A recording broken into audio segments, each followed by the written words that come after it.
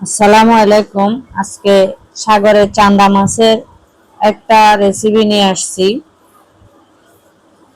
দেখুন দর্শক, ইনশাল্লাহ ভালো লাগবে। এই মাছটা গুড়ি গুড়ি কাটা থাকে না এবং মাছটা খেতে অনেক স্বাদ। এটা ভাজা করেও খাওয়া যায়, আবার মাখা মাখা করে রান্না করলেও খাওয়া যায়। এই মাছটা ডালের সাথে ভাজা মাছ দিয়ে ভাত খেতে খুব মজা হয়।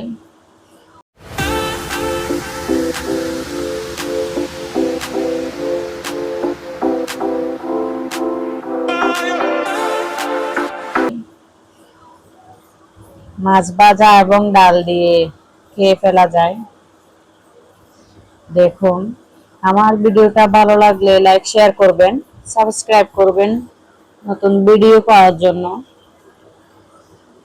এটা খুব শর্টকাট করে ফেলা যায়, এটাতে তো আমিষ নেই, নেই, এগুলো পরিষ্কারও তাড়াতাড়ি হয়ে যায়।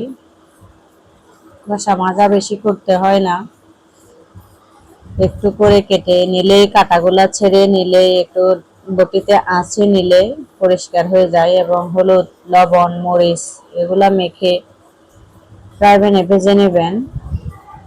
দুই পিঠ উল্টে লাল লাল করে ভেজে নিলে ডাল দিয়ে খেতে খুব ভালো হয়। ভেজে তুলে নিলেই রেডি মাছ ভাজা। গরম গরম ভাতের সাথে মাছ ভাজা অনেক মজা।